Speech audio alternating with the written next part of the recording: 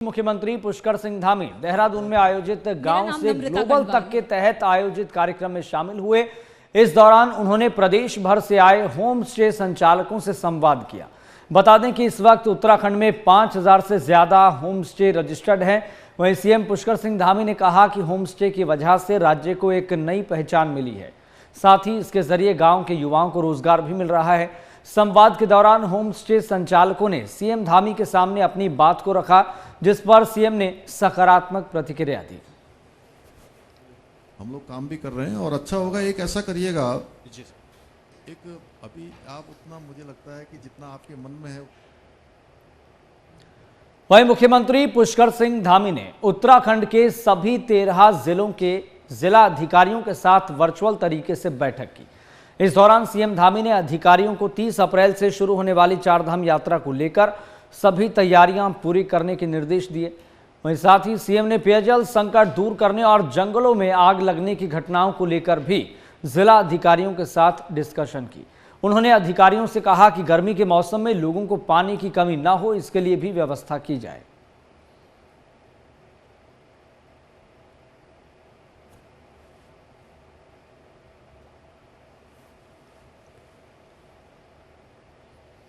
वहीं उत्तराखंड में चारधाम यात्रा शुरू होने में कुछ ही दिन बाकी है। वहीं यात्रा शुरू होने से पहले ही रजिस्ट्रेशन का आंकड़ा 19 लाख को पार कर गया है। वहीं यमुनोत्री गंगोत्री धाम के लिए 3-3 लाख से ज्यादा लोगों ने रजिस्ट्रेशन करवाया, जबकि केदारनाथ धाम के लिए सबसे ज्यादा रजिस्ट्रेशन हुआ है। बता दें कि उत्तराखंड की चारधाम यात्रा 30 अप्रैल से शुरू होने जा रही है। इस दिन गंगोत्री और यमुनोत्री धाम के कपाट खुलेंगे, जबकि केदारनाथ धाम के कपाट 2 मई को और बद्रीनाथ धाम के कपाट 4 मई को खुलेंगे।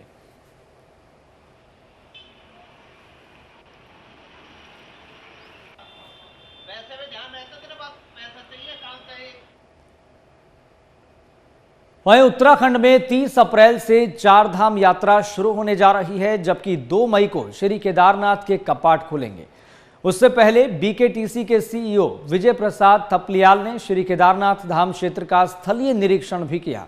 इस मौके पर उन्होंने कहा और बताया कि ओंकारेश्वर मंदिर में मंदरेश्वर और तुंगनाथ के कपाट खोलने की तारीख तय कर दी गई है।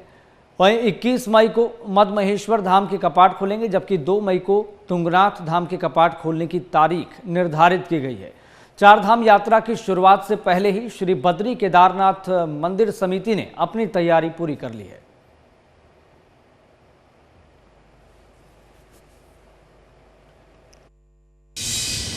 केदार घाटी में पूरा भ्रमण किया गया और अभी हाल ही में हमने जो केदारनाथ की मुख्य मठ ओंकारेश्वर में जो कपाट खोलने की तिथि होती है मदमेश्वर और तुंगनाथ की, तो 21 मई को मदमेश्वर बाबा की और 2 मई को तुंगनाथ की जो कपाट है खुलने का निर्णय लिया गया है पंचपुरोहित और तीर्थपुरोहित और बीकेटीसी द्वारा। इसी के परिप्रेक्ष्य में मैंने देखा पूरे रास्ते बिल्कुल चाक चौबंद हैं, बढ़िया हैं, रास्ते में कोई ऐसी दिक्कत नहीं, लाइट बिजली पानी की व्यवस्थाएं बिल्कुल शासन और प्रशासन मुस्तैद हैं और मुझे लगता नहीं कि किसी को दिक्कत आएगी और अच्छे से श्रद्धालुओं को बहुत भव्य और दिव्य दर्शन होंगे। पैसे में ध्यान रहता तेरे पास पैसा चाहिए, काम चाहिए।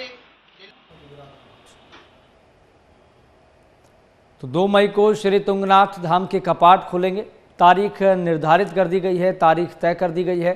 तो बीकेटीसी के सीईओ ने इस संबंध में बाकायदा पूरी जानकारी साझा की है। तो चारधाम यात्रा निःशुल्क पंजीकरण सेवा और खुद चारधाम यात्रा की शुरुआत से पहले सीएम पुष्कर सिंह धामी तमाम अधिकारियों के साथ बैठक करते रहे हैं, वार्तालाप करते रहे हैं, पूरी समीक्षा करते रहे हैं कि किसी प्रकार की दिक्कत श्रद्धालुओं को नहीं होनी चाहिए, क्योंकि चारधाम यात्रा एक तरह से आस्था, एक तरह से श्रद्धा का भाव लिए आगे बढ़ती है।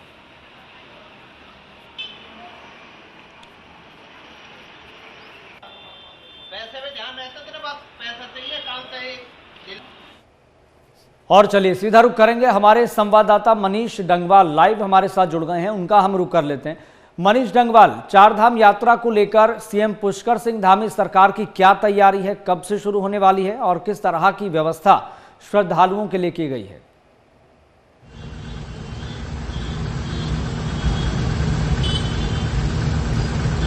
मनीष, आप मेरी आवाज सुन पा रहे हैं?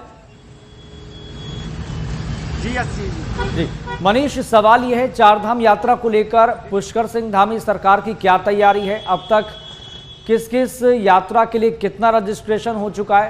क्या कोई ऑफिशियल स्टेटमेंट सरकार की तरफ से दी गई है?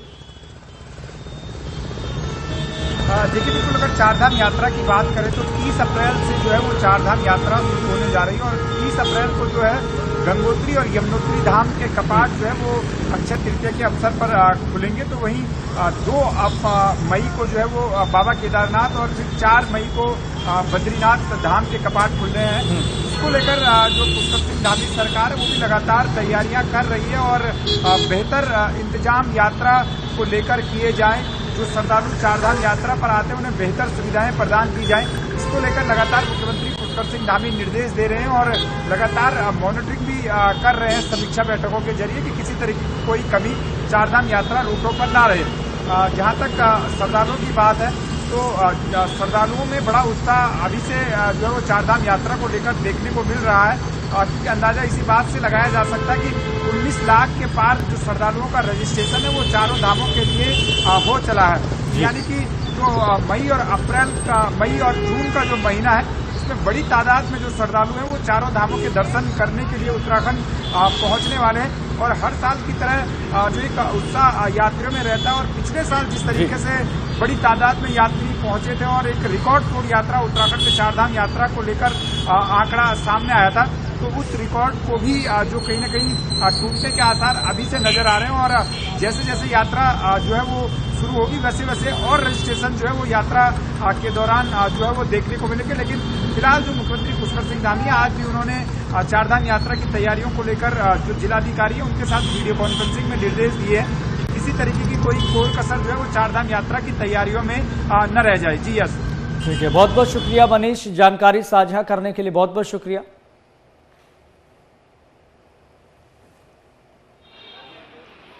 19 लाख लोगों ने अब तक रजिस्ट्रेशन करवा लिया है। 30 अप्रैल से चारधाम यात्रा की शुरुआत होनी है। सीएम पुष्कर सिंह धामी इस पूरी स्थिति पर नजर बनाए हुए हैं। लगातार वो अधिकारियों के साथ बैठक भी कर रहे हैं, समीक्षा कर रहे हैं।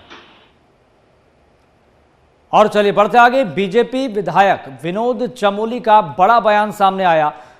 उन्होंने गंभीर आरोप लगाते हुए कहा कि कांग्रेस के नेता हरीश रावत के बच्चों और रिश्तेदारों के लिए राजनीतिक प्लेसमेंट एजेंसी बन गई है। साथ ही उन्होंने सवाल भी उठाया कि हरीश रावत कहते हैं कि कांग्रेस झूठ का शिकार हो गई है। आखिर कौन था वो व्यक्ति जिसका स्टिंग हुआ था और किसने कहा था कि मेरी सरकार बचा लीजिए। विनोद चमोली ने यह भी कहा कि हरीश रावत पार्टी से ज्यादा अपने बच्चों को तवज्जो देने का काम करते हैं। हरीश रावत की यात्रा पार्टी को सबल करने की यात्रा नहीं है, बल्कि अपने बच्चों के राजनीतिक भविष्य को बल देने की यात्रा है।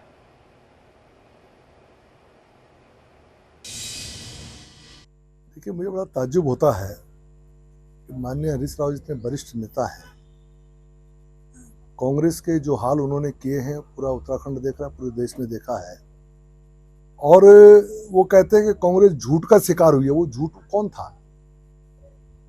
कौन था वो बात आदमी जिसका स्टिंग हुआ था, जिसने कहा था कि आप कोप अप कर लीजिएगा लेकिन मेरी सरकार बचा दीजिएगा? ये किसने कहा था? कौन था वो व्यक्ति जो अपने बच्चों के लिए कांग्रेस को प्लेसमेंट एजेंसी बना के बैठा हुआ है, जो अपने बच्चों का प्लेसमेंट ढूंढ रहा है, उसके लिए न्याय मांगने जा रहा है कि मेरे बच्चों को किस तरह से रास्ता मिल जाए, कांग्रेस को मिले ना मिले? कौन है वो आदमी? ये पूरी उत्तराखंड की जनता जानती है। उनकी यात्रा कोई यात्रा नहीं, पारिवारिक यात्रा है। अपने परिवार का प्लेसमेंट चाहते हैं, क्योंकि आप देखिएगा ना, 2-2 जगह से खुद लड़ते हैं। कहीं से लड़की लड़ती है, कहीं से लड़का लड़ता है। आगे भी कहीं ना कहीं ढूंढ रहे होंगे कि कहाँ पर मुस्लिम मतदाता ज़्यादा है, कहाँ मैं अपने किसी बच्चे को फिट कर सकूँ। तो उनकी यात्राएं इस कारण चल रही हैं। लेकिन ठीक है, वो अपना कुछ कुछ करते रहें, उसके कारण क्षेत्र का मनोरंजन भी होता है, उत्तराखंड की जनता उसका आनंद भी लेती है। वहीं खबर यह भी कि उत्तराखंड सरकार की नई फिल्म नीति से प्रदेश में फिल्मों के निर्माण में तेजी आई है। उत्तराखंड फिल्म विकास परिषद के मुख्य कार्यकारी अधिकारी बंशीधर तिवारी ने बताया कि प्रदेश सरकार की तरफ से पारित नई फिल्म नीति में फिल्मों के लिए पहले से ज्यादा अनुदान की राशि को सम्मिलित किया गया है। OTT प्लेटफॉर्म पर रिलीज फिल्मों और वेब सीरीज को भी अनुदान देने के लिए सम्मिलित किया गया। वहीं उत्तराखंड सरकार ने फिल्म निर्माण को बढ़ावा देने के लिए उत्तराखंड फिल्म नीति लागू की है, जिसके तहत फिल्म निर्माता निर्देशकों को अनुदान प्रदान किया जा रहा है। अनुदान प्राप्त करने के लिए फिल्म की 75% से ज्यादा शूटिंग राज्य में होनी चाहिए। इसके लिए फिल्म निर्माताओं को तय समय अवधि में और उसके भीतर शपथ पत्र दाखिल करना होगा।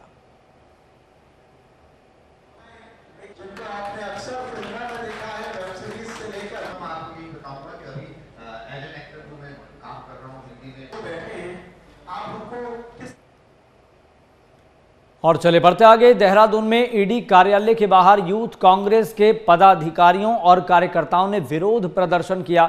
इस दौरान उन्होंने सोनिया गांधी और राहुल गांधी को भेजे गए समन को लेकर सरकार के खिलाफ नारेबाजी की है। इस दौरान यूथ कांग्रेस के उपाध्यक्ष विनीत प्रसाद भट्ट ने सरकार पर आरोप लगाते हुए कहा कि केंद्र की सरकार लगातार ईडी और सीबीआई का दुरुपयोग कर रही है। साथ ही उन्होंने ये भी कहा कि कांग्रेस के नेता जनता और देश के मुद्दों को उठा रहे हैं, लेकिन केंद्र सरकार उन्हें किसी भी तरह से रोकना चाहती है।